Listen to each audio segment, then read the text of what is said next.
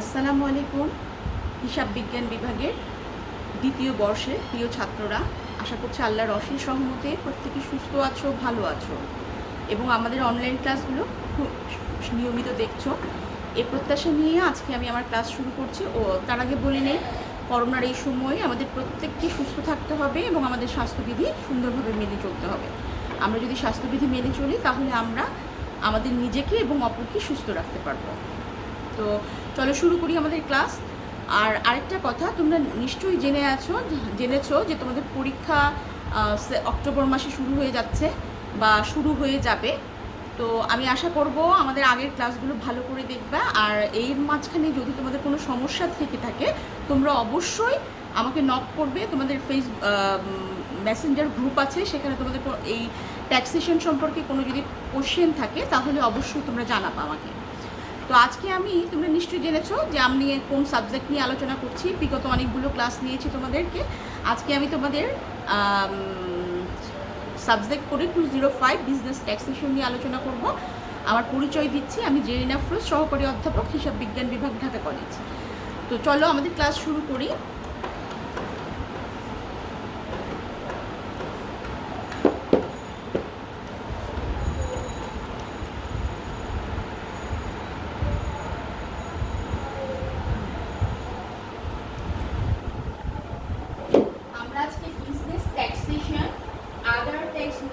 বাংলাদেশ দেখতে পাচ্ছ, এটা শুরু করছি। আজকে আমরা গিফট ট্যাক্স নিয়ে পড়াবো।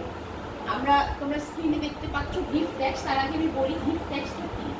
গিফট ট্যাক্স হচ্ছে কোনো উপহার যদি কারো কাছ থেকে কোনো উপহার পাওয়া যায়, দ্যাট মিনস যেটার ফাইন্যান্সিয়াল ভ্যালু আছে এবং যেটা সত্ত্ব ত্যাগ করার পর, পরে কাউকে দান করা হয়, সেটাই হচ্ছে গিফট। এই গিফটের উপরে কিন্তু আবার ট্যাক্স ধার্য করা হয়। ঠিক আছে, সেই জিনিসটাই আজকে আমরা দেখবো যে গিফটের উপর কীভাবে ট্যাক্স ধার্য করা হয় এবং কীভাবে এটা ক্যালকুলেট করা হয়, সেই জিনিসটা দেখবো। আর আমি এখানে যেটা বলবো, আজকে গিফট ট্যাক্স এগুলো ছোটো ছোটো তোমাদের পার্ট সি এর খুব ছোটো ছোটো অধ্যায়, মানে খুব ছোটো ছোটো কিছু জিনিস আছে, যার জন্য এই গিফট ট্যাক্সের আমি কোনো অঙ্কতে যাবে না। জাস্ট ট্যাক্সটা কি তোমরা জেনে না, কারণ ছোটো প্রশ্ন যদি থাকে আমাদের কিন্তু অ্যান্সার করতে হবে। আমরা দেখবো ডেফিনেশন অফ গিফট। গিফটের ডেফিনেশনে কি বলা আছে? Generally the word gift means something that is based on voluntary or without compensation to someone. That means যেটা উইলিংলি দেওয়া হয়, যেটা সত্ত্ব ত্যাগ করে অন্যকে দেওয়া হয় এবং যেটা কোনো ক্ষতিপূরণ বা অন্য কিছু প্রত্যাশা করা হয় না, সেটাই হচ্ছে আমাদের গিফট। দ্যাট মিনস যেটার মনিটারি ভ্যালু আছে, মোট কথা সহজ কথায় বলা যায় যেটার মনিটারি ভ্যালু আছে এবং যেখান থেকে কোনো কিছু রিটার্ন প্রত্যাশা না করে সত্ত্ব ত্যাগপূর্বক যেটা দেওয়া হয়, সেটাই হচ্ছে আমার gift. As per section 2F of the gift tax act 1990, gift tax act হচ্ছে 1990 সালে, এটা আমাদেরকে মনে রাখতে হবে। এই 90 সালের ট্যাক্সে যেটা বলা আছে গিফট সম্পর্কে, gift means the transfer of any existing immovable and movable property by one person to another, made voluntarily or without considering of any money or monies owed. যেটা আমি একটু আগেই বললাম তোমাদেরকে, the value of property under gift other than cash will be the value which in the opinion of the DCT the property would freight is sold in the open market on the date of gift. When a property is not sellable in the open market and such value can be determined, its value will be determined according to the rules prescribed for the purpose. That means আমাদের gift tax act 1990 তে gift সম্পর্কে যেই সংজ্ঞাটা দেয়া আছে, এবং এখানে কি বলছে, gift property and gift other than cash ছাড়া অন্য যে কোনো প্রপার্টি, যে কোনো সম্পদ যেটা কিনা in the opinion of DCT the property will be placed in the sold of open market on the date of gift. That means কেউ যদি কোনো সম্পদ টাকা ব্যতীত অন্য কোনো কিছু দেয় এবং যেটা ওপেন মার্কেটে বিক্রি করা যায়, when a property is not sellable in the open market and such value cannot be determined, এবং যেটার ওপেন মার্কেটে মানে গিফট মানে দান, এই দানটা আমি ওপেন মার্কেটে বিক্রি করতে পারবো না এবং যেটার ভ্যালুটা নির্ধারণ করা যাবে না, সেটাই হচ্ছে আমার গিফট। এবং এই যে গিফটটা মূল্য ডিটারমাইন করবে ডিসিটি, ডেপুটি ট্যাক্স কমিশনার, উনি এটার মূল্য নির্ধারণ করবেন। এরপরে দেখো চার্জেবিলিটি। চার্জেবিলিটি মানে হচ্ছে দান কর ধার্য, দ্যাট মিনস হচ্ছে এই কর ধার্যটা আমরা কীভাবে করবো সেই জিনিসটা। Every gift is not taxable under the section. Before charging tax on gift, some precondition are required to be made as pointed out below. এখানে কি বলেছে, every gift is not taxable, মানে যত রকমের গিফট দেওয়া হবে সবগুলো কিন্তু ট্যাক্সেবল না। Before charging tax on gift, that means gift charge করার আগে some precondition are required to be made as point under below, that means এই রিকোয়ারমেন্টগুলো যদি ফুলফিল হয় তাহলেই সেটাকে গিফট ট্যাক্সের আন্ডারে কোনো গিফট যদি পাওয়া যায় বা কোনো গিফট যদি হয় সেটা ট্যাক্সেবল হবে, শুধুমাত্র নিম্নের কন্ডিশনগুলো যদি ফুলফিল করে তাহলে। Transfer of property either movable or immovable is a must, that means হচ্ছে যদি কোনো সম্পত্তি হস্তান্তরিত হয় এবং সেই সম্পত্তিটি যদি স্থাবর অস্থাবর, মুভেবল মানে কি, যেটা তুমি এক জায়গা থেকে আরেক জায়গায় মুভ করতে পারছো, স্থানান্তর করতে পারছো, সেটা স্থানান্তরযোগ্য হতে পারে অথবা অনস্থানান্তরযোগ্য হতে পারে, ঠিক আছে। যেমন এখানে আমরা উদাহরণ দিতে পারি যে প্রপার্টি এখানে কি, যদি কেউ জমি দান করে যায় তাহলে এটা কি ইনমুভেবল, জমিটা কিন্তু তুমি এক জায়গা থেকে আরেক জায়গায় তুমি ট্রান্সফার করতে পারছো না। আর মুভেবল প্রপার্টি কেউ ধরো তোমার কি বলবো, কোনো একটা ধরো তোমার কোনো একটা বাস গিফট করলো, ঠিক আছে, কোনো একটা ইনস্টিটিউশন একটা বাস গিফট করলো, তাহলে বাসটা কি মুভেবল, এটা কিন্তু ওয়ান কাইন্ড অফ প্রপার্টি, এক্ষেত্রে সেটাই বলা হয়েছে। Number 2, transfer of an existing property can be a gift. Any property that is not existed cannot be transferred as gift. কি বলেছে, transfer of an existing property can be a gift, তার মানে হচ্ছে একজনের কাছ থেকে আরেকজনের কাছে সেটা হস্তান্তরিত হতে পারে। Any property that is not existed can not be transferred as a gift, that means এমন কোনো প্রপার্টি না যেটা কোনো অস্তিত্ব, মানে হচ্ছে যেটা হলো, যেমন আমরা জানি এখানে নট এক্সিস্টিং, তোমরা অ্যাজ এ অ্যাকাউন্টিং স্টুডেন্ট হিসেবে জানো, যেমন সুনামটা আমরা কিন্তু ধরতে পারি না, ছুঁতে পারি না, দেখতে পারি না, বাট এটা কিন্তু একটা asset, one kind of asset, সেটাই বলছি ইজ নট এক্সিস্টিং, যেটা তুমি ছুঁতে পারো না, ধরতে পারো না, বাট এটা অ্যাকাউন্টিংয়ের ভাষায় এটা হচ্ছে একটা অ্যাসেট, সেই ধরনের গিফট এখানে কনসিডারেবল না। 3 নাম্বার হচ্ছে transfer must be made by one person to another, তাহলে donor to donee, that means ট্রান্সফারটা তোমার কি এক ব্যক্তি থেকে আরেক ব্যক্তির হতে পারে। সে তুমি কোনো প্রপার্টি তোমার উত্তরাধিকার সূত্রে পেলে, যেমন তোমার দাদা তোমাকে কোনো সম্পত্তি তোমাকে দিয়ে গেল, তুমি সেই প্রপার্টিটা কী করলে, দান করে দিলে, তাহলে তুমি একজনের কাছ থেকে প্রপার্টি পেয়ে আরেকজনকে দিচ্ছ, সেই জিনিসটা এখানে বোঝানো হয়েছে।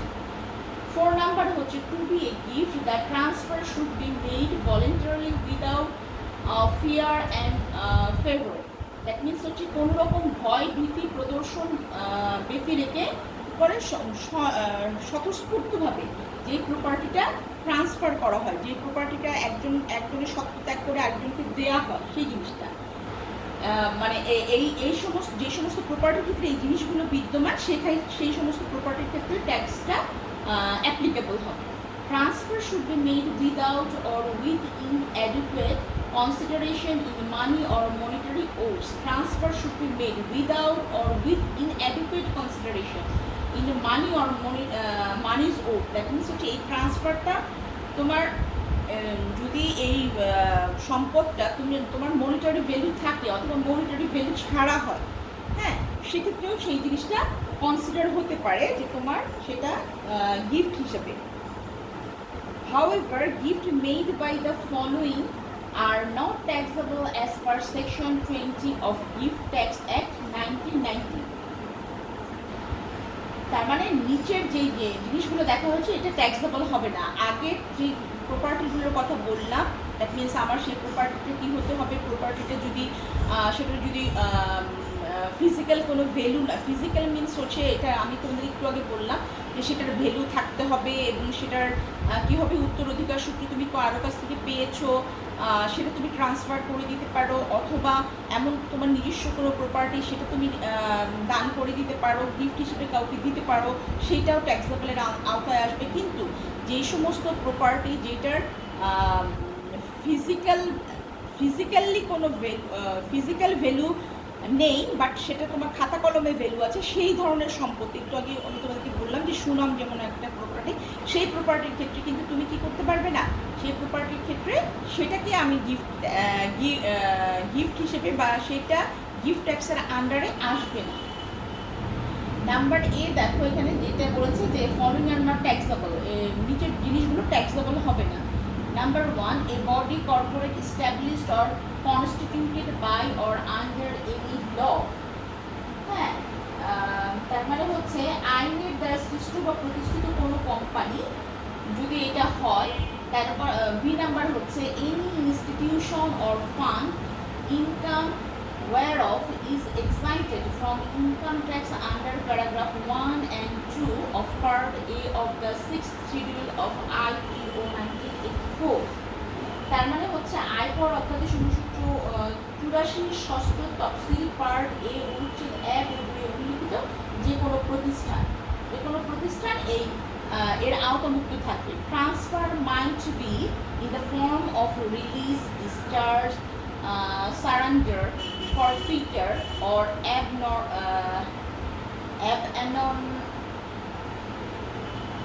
abandonment of a debt, contract, actionable claim or any interest in property in favor of other, where such release, discharge, surrender, etc. is not benefied, the value of the release, discharge, surrender, etc. would be deemed gift.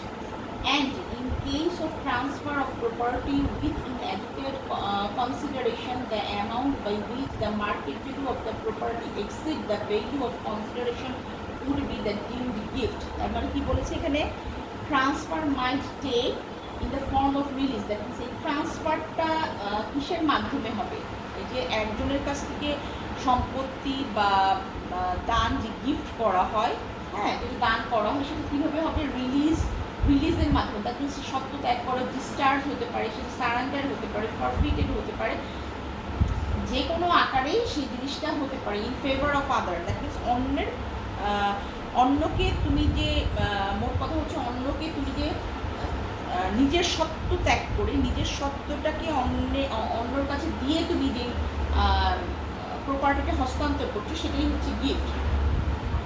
হ্যাঁ, তো এই ক্ষেত্রে gift যেমনভাবেই হোক না কেন সেটা market value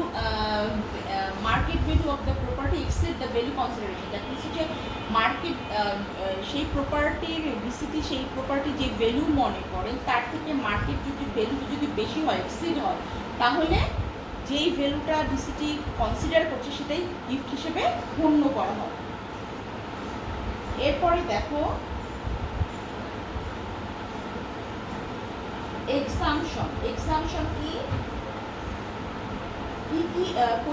আচ্ছা, দানের ক্ষেত্রে কি কি অব্যাহতি প্রাপ্ত, মানে কি কি জিনিস আমি অব্যাহতি পাবো যেটাকে আমাকে আয়করের আওতায় আসবে না, মানে কোন ধরনের দানটা আয়করের আওতায় আসবে না সেই জিনিসটা আমরা এখানে দেখবো। Number of gifts are exempted from tax under section 4 of the gift tax act 1990 সালে যে আমার গিফট ট্যাক্স অ্যাক্ট দেওয়া হয়েছে, এটা সেকশন 4-এ আমার এই এক্সামশনের কথা বলা হয়েছে, অব্যাহতি প্রাপ্ত গিফটের কথা বলা হয়েছে। Number 1, gift of property situated outside Bangladesh, বাংলাদেশের বাহিরে যদি কোনো প্রপার্টি হয় সেটার জন্য কী করতে হবে না, গিফট দিতে হবে না। হ্যাঁ, 2 নাম্বার হচ্ছে where the beneficiary is the government or any local authority, যদি সরকার বা স্থানীয় কোনো কর্তৃপক্ষকে দান করা হয় সেক্ষেত্রে সেটার গিফট ট্যাক্স দিতে হবে না। 3 নাম্বার হচ্ছে gifts to any educational institution including polytechnic institute recognized by any university or education board established under any law in force in Bangladesh or recognized or run by the government. ঠিক আছে, তাহলে কি বলছে, যদি দাতব্য উদ্দেশ্যে প্রতিষ্ঠিত এমন কোনো তহবিল বা প্রতিষ্ঠানকে দান করা হয় যার উপর অধ্যাদেশের ষষ্ঠ অধ্যায়, হ্যাঁ ষষ্ঠ অধ্যায়ের খ অংশ অনুচ্ছেদ 12 নিম্নলিখিত প্রযোজ্য। হ্যাঁ, এরপরে কি বলা আছে, gift to any hospital recognised or run aided by the government or any local authority. যদি কোনো হসপিটালে দান করা হয় যেটা কিনা বাংলাদেশের কোনো গভর্নমেন্ট দ্বারা পরিচালিত অথবা কোনো সাহায্য লোকাল অথরিটির সাহায্যে পুষ্ট কোনো হসপিটালে যদি দান করা হয়। 5 নাম্বার হচ্ছে gift to any flood disaster management fund established approved by the government. যদি কোনো ডিজাস্টার ম্যানেজমেন্ট ফান্ডে দান করা হয় বা ফ্ল্যাড এফেক্টেড কোনো ফান্ডে দান করা হয় যেটা গভর্নমেন্ট দ্বারা অ্যাপ্রুভ, সেই সমস্ত ক্ষেত্রে যদি দান করা হয় সেটা হচ্ছে ট্যাক্সের বাইরে, গিফট ট্যাক্সের বাইরে থাকবে। এক্সাম্পশনস number 6, gift to any institution established in Bangladesh and approved by the government or established and registered under any law in force of religious or charitable purpose in respect of gift up to 20% of his assessed income in the released assessment year of টাকা 1 lakh whichever is less। তাহলে এখানে কি বলা হচ্ছে, এখানে বলা হচ্ছে gift to any institution established in Bangladesh, বাংলাদেশে প্রতিষ্ঠিত কোনো প্রতিষ্ঠানে যদি গিফট করা হয় are approved by the government অথবা গভর্নমেন্ট অনুমোদিত কোনো প্রতিষ্ঠানে অথবা প্রতিষ্ঠিত এবং রেজিস্ট্রিকৃত under any law in force of religious or charitable purpose, কোনো ধর্মীয় কোনো প্রতিষ্ঠান বা দাতব্য প্রতিষ্ঠানের উদ্দেশ্যে পরিচালিত কোনো প্রতিষ্ঠানে যদি গিফট করা হয় 20% অফ দ্য এক্সিড ইনকাম, তার মানে যে ইনকামটা আছে তার 20% যদি গিফট করা হয় বা রেলিভেন্ট অ্যাসেসমেন্ট ইয়ার অথবা 1 লাখ টাকা, এই দুটোর মধ্যে যেটা কম সেটা তোমার কী করতে হবে, সেই পর্যন্ত এক্সামশন পাওয়া যাবে। 7 নাম্বার হচ্ছে gift to depend relative up to 20,000 টাকা on the occasion of his or her marriage. That means হচ্ছে কোনো ডিপেন্ডেন্ট, দ্যাট মিনস হচ্ছে যে সমস্ত নির্ভরশীল, হ্যাঁ দান যদি এরকম হয় যে কোনো ব্যক্তির উপর নির্ভরশীল কোনো ব্যক্তির বিয়েতে, হ্যাঁ বিয়েতে উপহার স্বরূপ যদি কোনো গিফট দেওয়া হয় এবং সেটা 20,000 টাকা পর্যন্ত, যেটা হচ্ছে ট্যাক্সের আওতামুক্ত থাকবে। নাম্বার 8 হচ্ছে gift by way to payment of policies of insurance and annuities of any person other than a wife or a spouse who is dependent upon him for support and maintenance up to টাকা 20,000। That means এখানে কি বলছে, দান যদি পত্নী ব্যতীত ভরণ পোষণের জন্য তার উপর নির্ভরশীল আত্মীয়কে 20,000 টাকা পর্যন্ত বিমা বা বার্ষিক বিমা পলিসি দ্বারা করা হয়, ঠিক আছে, সেই বিমা পলিসিটা তোমার ট্যাক্স মুক্ত থাকবে। নাম্বার 8 হচ্ছে gift by any way of payment of না এটা তো বললাম। নাম্বার 9 হচ্ছে গিফট আন্ডার এ উইল, যদি ইচ্ছাকৃতভাবে মানে উইলকৃত মূল্যে করা হয়, তাহলে যদি উইল মূল্যে করা হয় সেই ক্ষেত্রে হচ্ছে সেই দামটা তোমার কি হবে, ট্যাক্স মুক্ত থাকবে, মানে গিফট ট্যাক্সের আওতা মুক্ত থাকবে। নাম্বার 10 হচ্ছে গিফট ইন কন্টেমপ্লেমেন্ট অফ ডেথ, যদি মৃত্যুর চিন্তায়, দান যদি মৃত্যুর চিন্তায় করা হয়, দ্যাট মিনস কেউ যদি মারা যায় তারপরে তার সম্পত্তি দান করা হলো, সেই রকম মৃত্যু চিন্তায় মারা যাওয়ার পরে তার সম্পত্তি কেউ যদি দান করে যায় সেই ক্ষেত্রে সেই দানটাও তোমার কী হবে, সেই দানটাও তোমার করমুক্ত থাকবে। 11 নাম্বার হচ্ছে gift to sons, daughter, father, mother, his or her spouse, own brother and sister. That means হচ্ছে দান যদি পুত্র, কন্যা, পিতামাতা, স্বামী, সহোদর ভাই বা সহোদর বোনকে করা হয় সেই ক্ষেত্রে সেই গিফটটাও কী হবে, তোমার এক্সাম্পশন থাকবে, দ্যাট মিনস সেটা করমুক্ত থাকবে। Without prejudice to the above provision, gift tax should not be charged under this Act in respect of gift made by any person during any financial year subject to a maximum of টাকা 20,000 in the value that is the basic basic exemption of টাকা 20,000. The government may also exempt any class of gift or persons from the tax payable under this act by way of gazette notification. That means এখানে বলা হচ্ছে যে এই যে আমরা যে জিনিসগুলো দেখলাম এখানে দেখা যাচ্ছে যে ম্যাক্সিমাম যে গিফটটা সেটা 20,000 টাকা পর্যন্ত সেটা এক্সামশন পাওয়া যায়, বাট গভর্নমেন্ট এটা তার গেজেটের মাধ্যমে বছর বছর কী করতে পারে, এই জিনিসটা চেঞ্জ করতে পারে এবং এটার ক্ষেত্রটাও বাড়াতে পারে। দেন আসো ভ্যালুয়েশন অফ গিফট। হ্যাঁ, ভ্যালুয়েশন অফ গিফট, এই গিফটের ভ্যালুয়েশন তুমি কীভাবে করবা?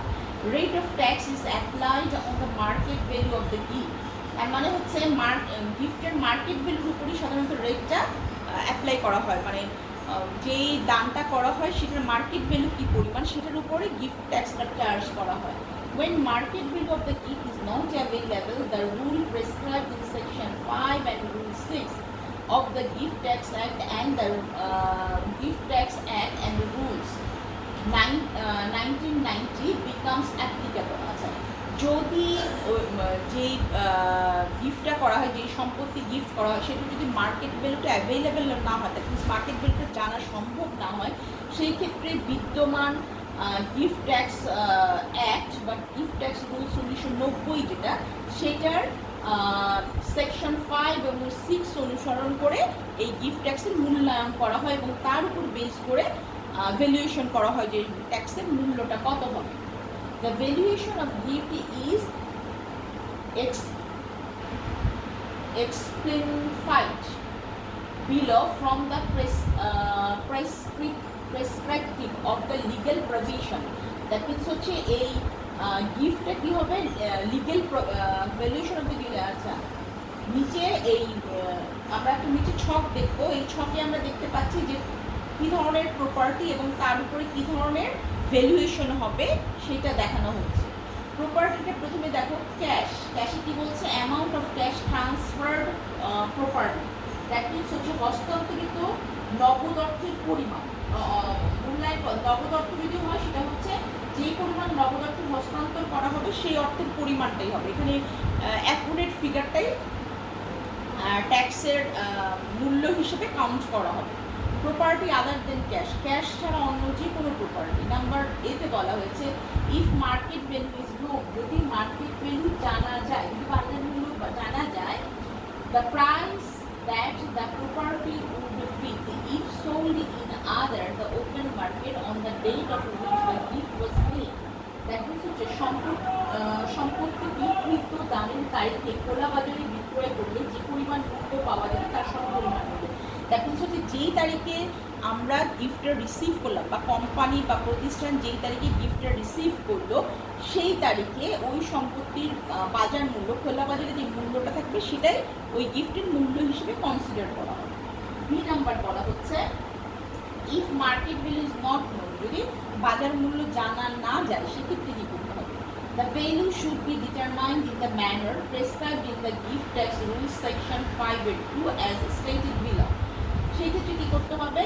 গিফট ট্যাক্স 1990 অনুযায়ী যে রুলস আছে সেকশন 5(2)তে বলা আছে যে রুলসের কথা, সেই জিনিসটা আমরা ফলো করবো। নাম্বার 1-এ দেখো, in case of gifted insurance policy, the amount of money that would be received by encashing the said policy would be the price. For example, surrender value of the policy of the date. মানে কি বললো, যদি বাজার মূল্য না বলা থাকে সেক্ষেত্রে বিমা পলিসি দান করা হলে দানের তারিখে দানকৃত বিমা পলিসি ভাঙালে যে পরিমাণ অর্থ পাওয়া যেত তা ওই পলিসির মূল্য হবে। কেউ যদি বিমা পলিসি দান করে, ধরো কারো নামে লাইফ ইন্স্যুরেন্স আছে, ঠিক আছে, বা সে কোনো অন্য কোনো বিমা পলিসি করেছে, সেটা যদি সে দান করে যায়, সেই পলিসির সমুদয় অর্থ পলিসিটি ম্যাচুরিড হলে সেইটার যে মূল্য পাবে সেই সমুদয় অর্থ যদি সে দান করে যায়, তাহলে বলা হচ্ছে যেই তারিখে এই ইয়েটা রিসিভ করা হবে, এই বিমা পলিসিতে যেই তারিখে রিসিভ করা হবে সেই তারিখে যদি বিমা পলিসিটা আমি ভাঙাই, তাহলে যে মূল্যটা পাবো সেটাই হবে হচ্ছে আমার ওই প্রপার্টির ভ্যালু, ট্যাক্সেবল ভ্যালু। তারপরে দেখো নাম্বার 2-তে কি বলা হয়েছে, নাম্বার 2 তে বলা হয়েছে in case of share of private limited company or firm the value of share shall have to be determined in proportion of asset of the uh, concerned company or firm in the year in which share was gifted. For example, intrinsic value attribute to proportionate shareholders rule 6(2). Others the value as determined by the NBR. Private company বা ফার্মের শেয়ারের ক্ষেত্রে যে বছর share দান করা হয়েছে সে বছর সংশ্লিষ্ট কোম্পানি বা ফার্মের পরিসম্পদ অনুপাতে শেয়ারের মূল্য কত সেটা নিরূপণ করতে হবে। ঠিক আছে, শেয়ারের মূল্য কত হবে সেই জিনিসটা নিরূপণ করতে হবে। আদার্সে বলা হয়েছে the value as determined by the NBR. NBR কর্তৃক নির্ধারিত যে অন্যান্য সম্পদের ক্ষেত্রে, এটা ক্যাশ ছাড়া অন্য প্রপার্টিতে আমরা বললাম যে যদি সেটার মার্কেট ভ্যালু জানা থাকে, যদি সেটা বিমা পলিসি যদি দিয়ে দেয় বা যদি কোনো শেয়ার দেয়, সেই ক্ষেত্রে শেয়ার বিমা পলিসির ক্ষেত্রে সেটার মূল্যটা কীভাবে নির্ধারণ করা হবে সেটা বলা আছে। কিন্তু এই তিন ধরনের প্রপার্টি ছাড়া অন্য যদি কোনো প্রপার্টি দান করা হয় তাহলে সেটার value NBR, that means national board of revenue যেভাবে ডিটারমাইন করবে সেটাই নির্ধারিত মূল্য হিসেবে গণ্য করা হবে। এরপরে দেখো রিটার্ন। রিটার্ন মানে হচ্ছে এই রিটার্নটা কীভাবে আমরা সাবমিট করবো ট্যাক্স অথরিটির কাছে, এখানে সেটাই বলা হয়েছে। এখানে বলা হচ্ছে who is required to B submit the return. এই রিটার্নটা কে সাবমিট করবে, এটার অ্যান্সার দেওয়া আছে every person who has made any taxable gift. তার মানে এই রিটার্নটা কে সাবমিট করবে, যে এই ধরনের ট্যাক্সেবল গিফট পেয়েছে তাকেই সাবমিট করতে হবে। হোয়েন, কখন এই রিটার্নটা সাবমিট করতে হবে, before the 15th date of September, that means সেপ্টেম্বরের 15 তারিখের আগে তোমার এই রিটার্নটা সাবমিট করতে হবে of the corresponding assessment year. That means যেই অ্যাসেসমেন্ট ইয়ারে আমার ট্যাক্সটা অ্যাসেস করতে হবে সেই বছরেই 15 সেপ্টেম্বরের মধ্যে আমার এই গিফট ট্যাক্সের রিটার্ন সাবমিট করতে হবে। উইথ হুম, কার কাছে করতে হবে, ডেপুটি কমিশনার অফ ট্যাক্সেসের কাছে। তাহলে রিটার্ন সম্পর্কে আমরা এই তিনটা জিনিস জানলাম, যে কাকে রিটার্ন সাবমিট করতে হবে, যে এই গিফটটা পাবে তাকে রিটার্ন সাবমিট করতে হবে, কত তারিখের মধ্যে রিটার্ন সাবমিট করতে হবে, তাকে কত তারিখের মধ্যে রিটার্ন সাবমিট করতে হবে। রিটার্নটা সাবমিট করতে হবে তোমার 15 সেপ্টেম্বরের আগে, এবং কার কাছে করতে হবে, ডেপুটি কমিশনার অফ ট্যাক্সেসের কাছে। এরপরে দেখি the return may be submitted within due date or even after the due date. তাহলে যদি ডিউ ডেটের মধ্যে আমি রিটার্ন সাবমিট করি তাহলে কী অবস্থা, আর যদি ডিউ ডেটের পরে রিটার্ন সাবমিট করি তাহলে কী অবস্থা হবে, সেই জিনিসটা আমরা এখানে দেখবো। এখানে কি বলেছে, উইদিন ডিউ ডেটের মধ্যে, দ্যাট মিনস 15 সেপ্টেম্বরের মধ্যে যদি আমি রিটার্নটা সাবমিট করি তাহলে দেখো কি হচ্ছে এখানে,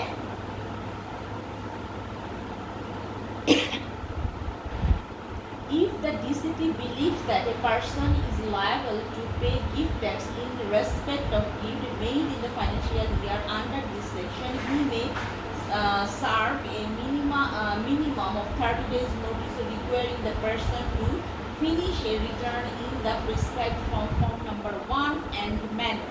কি বললো, দেখো যদি ডিসিটি ডেপুটি কমিশনার অফ ট্যাক্সেস যদি মনে করেন বা বিশ্বাস করেন যে যেই ব্যক্তিকে গিফট পেয়েছে এবং সে গিফট ট্যাক্স প্রদানের জন্য দায়বদ্ধ, তাহলে সেই ফাইন্যান্সিয়াল ইয়ারে, দ্যাট ইজ যে বছর সে গিফটটা পেয়েছে সেই ফাইন্যান্সিয়াল ইয়ারের 30 দিনের মধ্যে তাকে মিনিমাম 30 ডেজ, কমপক্ষে 30 দিনের মধ্যে ওই পার্সনকে কী করতে হবে, প্রেসক্রাইব ফর্ম নাম্বার 1-এর ফর্ম ফিল আপ করে তাকে রিটার্ন সাবমিট করতে হবে।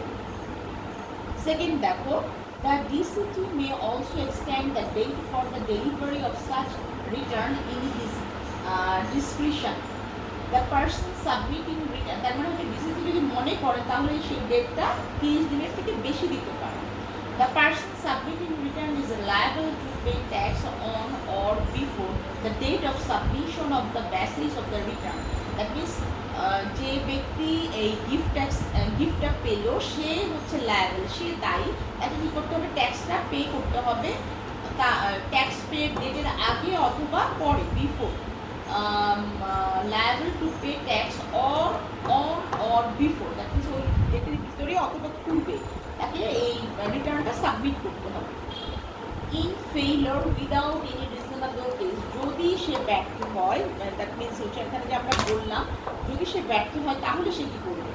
ব্যর্থ হয় he will be deemed to be assessing in default, তাহলে সে কী হবে? সে হচ্ছে একজন ডিফল্ট, দ্যাট মিনস হচ্ছে কী বলবো, ব্যর্থ অ্যাসেসি, সে ব্যর্থ করদাতা হিসেবে পরিগণিত হবে। নাম্বার 2-তে বলা হয়েছে আফটার ডিউ ডেট, যদি ডিউ ডেটের পরে দেয় তাহলে সেক্ষেত্রে কী হবে? If a person fail to submit return within due date or need correction on the return already submitted, he may submit the return or do correction at any time before the assessment. That means অ্যাসেসমেন্টের আগেই তাকে এটা correction করতে হবে। যেমন ধরো এখানে আমরা বললাম যে 15 সেপ্টেম্বরের মধ্যে রিটার্ন সাবমিট করতে হবে, সে তার কোনো প্রবলেম, সে সেই মুহূর্তে তার 15 সেপ্টেম্বরের মধ্যে তার টাকা আসবে না, যেহেতু প্রতিষ্ঠান হতেই পারে কোনো সমস্যা, তাহলে সে কী করবে? ওই ডেটের আগেই সে সাবমিট করবে যে সে ডিউ ডেটে কী করতে পারবে না, ট্যাক্সটা দিতে পারবে না, সেটা আগেই তাকে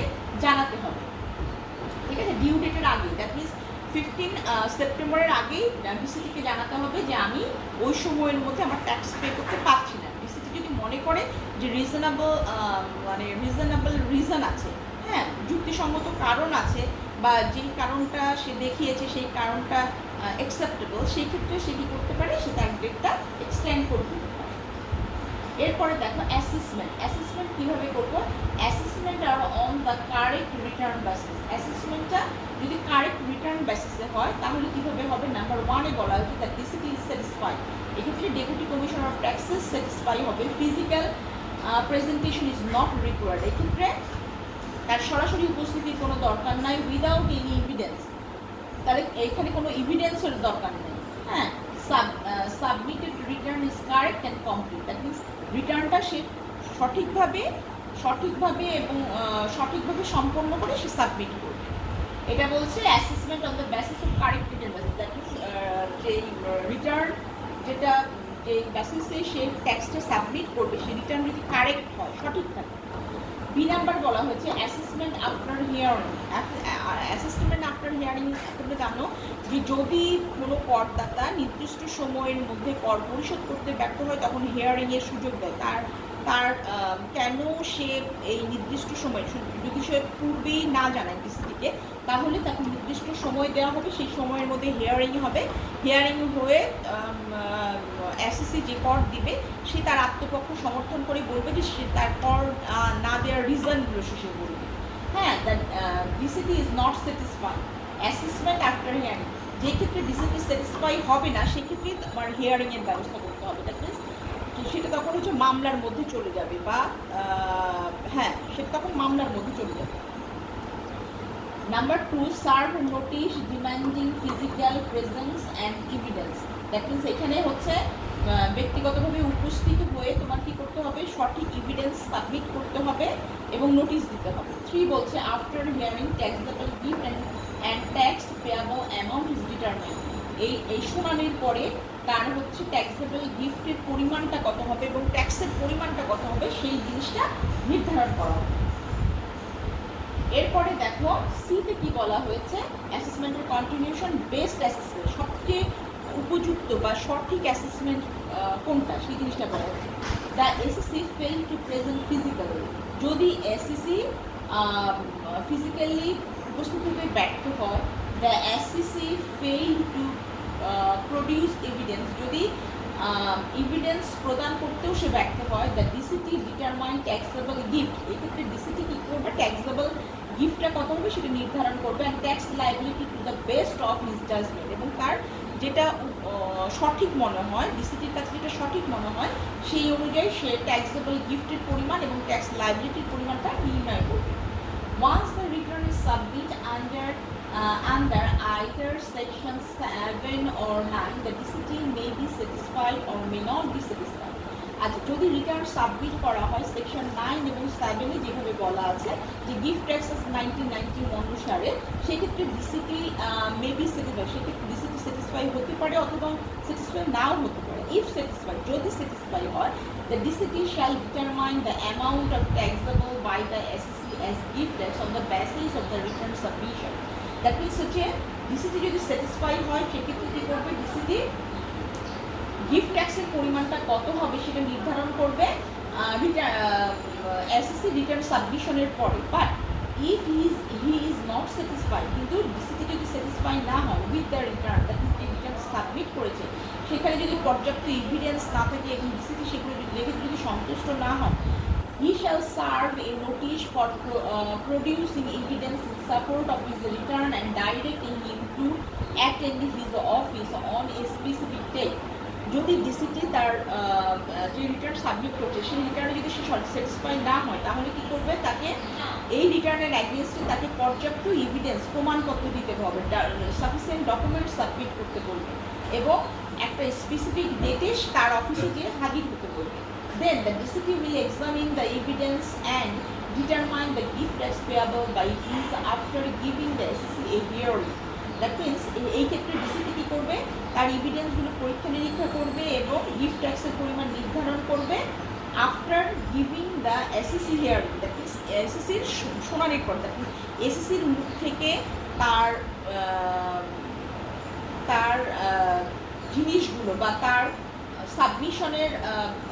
সাবমিশন পেপারগুলো নিয়ে তার মুখ থেকে সেটা হিয়ারিংয়ের ব্যবস্থা করে, তার অভিযোগটা কী, মানে কী জন্য সে তার রিটার্নটা ডিসিটির মনোভূত হচ্ছে না বা এই রিটার্নে তার কী বক্তব্য আছে সেই বক্তব্যটা শুনবে আর কি, ইফ নিডেড, যদি সে ডিসিটি মনে করে।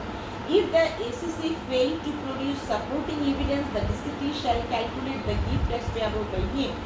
যদি এসিসি সাফিসিয়েন্ট ডকুমেন্ট, এই গিফট ট্যাক্সের সাফিসিয়েন্ট ডকুমেন্টস প্রদান করতে ব্যর্থ হয় তাহলে ডিসিটি যেটা উপযুক্ত মনে করবে সেই গিফট ট্যাক্স নির্ধারণ করবে এবং এসিসিকে এটা পেমেন্ট করতে হবে। এরপরে দেখো penalty for default and on payment. কি বলছে, পেনাল্টি কী হবে, if any person liability furnish inaccurate information in a return or fail to furnish a return even after receiving a notice from the DCT, he may be imposed a penalty not exceeding 50% of the gift tax determined by him. কি বললো, যদি কোনো ব্যক্তি ব্যর্থ হয়, that means ডিসিটি hearing করলো, gift tax নির্ধারণ করলো কিন্তু সে পরিশোধ করতে ব্যর্থ হলো, তাহলে কি করবে, তাহলে তাকে পেনাল্টি চার্জ করতে হবে, জরিমানা চার্জ করতে হবে এবং এই জরিমানাটা কখনোই নট এক্সিডিং 50%-এর অতিরিক্ত হবে না। Gift tax determined by him. আচ্ছা, সে যে গিফট ট্যাক্স নির্ধারণ করবে, ডিসিটি যে গিফট ট্যাক্স নির্ধারণ করবে তার 50%, দ্যাট মিনস 50%-এর বেশি হবে না, 50%-এর নিচে হবে জরিমানা। দ্যাট মিনস এই ক্ষেত্রে জরিমানাটা মিনস হচ্ছে তোমাকে তো ট্যাক্স দিতেই হবে, যে এসএসসি তাকে তো গিফট ট্যাক্স, ডিসিটি যে গিফট ট্যাক্স নির্ধারণ করবে সেটা তাকে দিতেই হবে, উপরন্ত তাকে আবার পেনাল্টি দিতে হবে, এটা তার পানিশমেন্ট হিসেবে জরিমানা। The same penalty shall be payable along with the amount of gift tax, gift ট্যাক্সের সাথে এই পেনাল্টিটা পরিশোধ করতে হবে। But regarding the imposition of penalty, no order shall be made unless the person concerned has been given a reasonable opportunity to being heard and prior approval is taken from the Inspection Joint Commissioner of Taxes (JCT).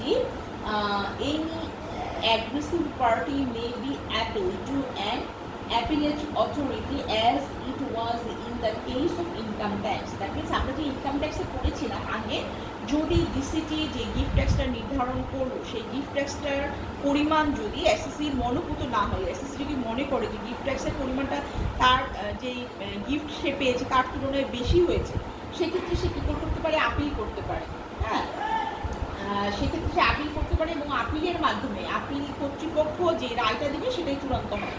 ঠিক আছে, এটা income ট্যাক্সের আগে আমরা এই জিনিসটা পড়েছিলাম, আপিলের সুযোগ আছে আর কি।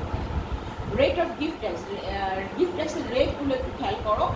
Gift tax is progressive like income tax with 4 tyres, 4টা টায়ার এখানে। The rate with the value of taxable gift are quoted below from the schedule of the gift tax Act 1990, value of taxable gift, আর এখানে হচ্ছে rates.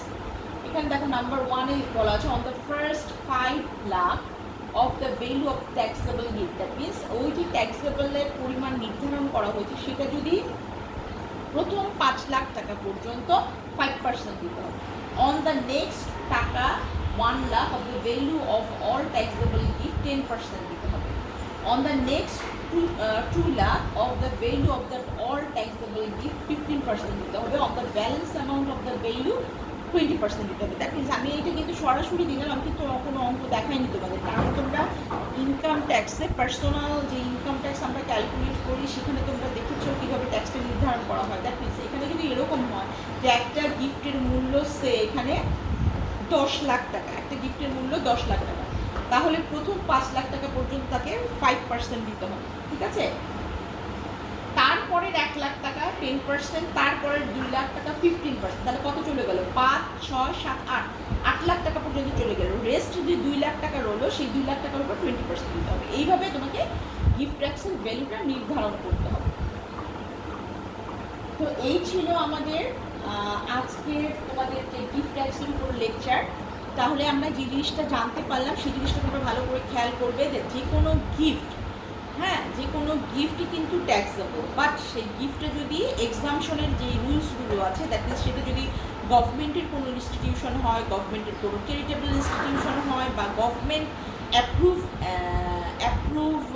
Approval কোনো institution হয়, সেই সমস্ত institution বা কোনো এডুকেশনাল ইনস্টিটিউশন হয়, সেই ক্ষেত্রে গিফট ট্যাক্সটা তোমার এক্সামটেড। দ্যাট মিনস সেই ক্ষেত্রে তোমাকে গিফট ট্যাক্সটা দিতে হবে না, গিফটের জন্য যে ট্যাক্সটা সেই ট্যাক্সটা দিতে হবে না। আদারওয়াইজ সমস্ত গিফটের জন্য ট্যাক্স দিতে হবে। এবং আরও আমরা দেখলাম যে 20,000 টাকা পর্যন্ত গিফটটা হচ্ছে তোমার নন ট্যাক্সেবল, বাট 20,000 টাকার উপরে যদি তুমি কোনো গিফট পাও তাহলে সেই রেস্ট অফ অ্যামাউন্টটা হচ্ছে তোমার ট্যাক্সেবল। এই জিনিসগুলো আমরা দেখলাম, ট্যাক্সের রেটগুলো দেখলাম, এবং আমরা আরও দেখলাম যে কিভাবে আমরা ট্যাক্সগুলো এই গিফট ট্যাক্সের আওতা কতটুকু, হ্যাঁ, এই কী কী গিফট পেলে, দ্যাট মিনস কী ধরনের সম্পত্তি আমরা গিফট পেলে সেটার উপর আমাদের ট্যাক্স দিতে হবে। তো এই ছিল আমাদের ক্লাস। আমরা আশা করছি তোমরা ক্লাসগুলো ভালো করে দেখবে। আর দুটো টপিকের পরেই আমাদের ক্লাস এই টোটাল ট্যাক্সের সিলেবাস, বিজনেস ট্যাক্সেশন শেষ হয়ে যাবে। আমি আবার বলছি, তোমাদের যদি কোনো কোয়ারি থাকে প্রিভিয়াস কোনো চ্যাপ্টারে, যেমন পার্সোনাল ট্যাক্স, তোমাদের কোম্পানি ট্যাক্স ছিল, ঠিক আছে, লাস্টে আমি ভ্যাট করিয়েছি, তোমাদের এই জিনিসগুলোর উপরে যদি কোনো সমস্যা থেকে থাকে, এবং তোমাদের পরীক্ষা যেহেতু খুব কাছে চলে এসছে, সেহেতু আমি বলবো যে বিভিন্ন ইয়ারের যে প্রশ্নগুলো আছে সেই প্রশ্নগুলো খুব ভালো করে দেখবে। সেখানে যদি কোনো সমস্যা থাকে সেই সমস্যাগুলো তোমরা সমাধান করতে চেষ্টা করবে। আর তোমাদের মেসেঞ্জারে অনেকেই তোমরা কোশ্চেন করেছো যে তোমাদের প্রিভিয়াস ইয়ারে যেই আকারে প্রশ্ন থাকতো সেভাবে না, তোমরা ফার্স্ট ইয়ারে যেভাবে পরীক্ষা দিয়েছো, দ্যাট মিনস 8টার মধ্যে 5টা, হ্যাঁ, আমি রিপ্লাই দিতে পারিনি আমার ব্যক্তিগত কিছু সমস্যার কারণে। তো আমি আজকে ক্লাসের মাধ্যমে বলে দিচ্ছি, তোমাদের 8টা প্রশ্ন থেকে 5টার অ্যান্সার তোমাদের করতে হবে, ঠিক আছে। তোমাদের কোশ্চেনের প্যাটার্নটা এইভাবে থাকবে। তো ট্যাক্সের ক্ষেত্রে তোমাদের তো অঙ্কগুলো মাস্ট, হ্যাঁ, যেই চ্যাপ্টারগুলো তোমরা ট্যাক্সের জন্য ভালো করে দেখবে। আমি ক্লাসেও যখন ছিলাম তখন তোমাদেরকে বলেছি, এক্ষেত্রে ইন্ডিভিজুয়াল যেই পার্সোনাল যে ট্যাক্স হয় সেই ট্যাক্সের যে বিভিন্ন আছে, ছোট ছোট করে আসতে পারে, ছোট করে আসার সম্ভাবনাটাই বেশি। যেমন তোমাদের এগ্রিকালচারাল ইনকাম আছে, স্যালারি ইনকাম আছে, হাউস রেন্ট ইনকাম আছে, এই সমস্ত ইনকামগুলো, এগুলো অঙ্কগুলো খুব ভালো করে দেখবা। আর এইদিকে আছে কোম্পানি আর ভ্যাট, এই জিনিসগুলো আমার মনে হয় ভালো করে দেখলেই তোমাদের হয়ে যাবে। আর সেই সাথে এই যে ছোটো ছোটো জিনিসগুলো যে পড়িয়ে যাচ্ছি, এই জিনিসগুলো তোমাদেরকে দেখতে হবে, যে জাস্ট হচ্ছে আইডিয়া নিয়ে যাবা যাতে লিখতে পারো। এবং এই ট্যাক্সের ক্ষেত্রে তোমরা জানো খুব ভালোভাবে ধারাগুলো মনে রাখতে হয়। ধারা কিন্তু তুমি যদি ভুলে যাও, কোনোভাবে উল্টাপাল্টা ধারা লিখবে না, দরকার হলে সেটা কুইট করে যাবে, ঠিক আছে, সেটা কুইট করে যাবে, কিন্তু কোনোভাবেই ধারা কখনোই উল্টাপাল্টা লিখবে না, হ্যাঁ। তো আমি আশা করছি তোমরা ভালো থাকবে। আগামী ক্লাস দেখার আমন্ত্রণ জানিয়ে আজকে এখানেই শেষ করছি। আল্লাহ হাফিজ।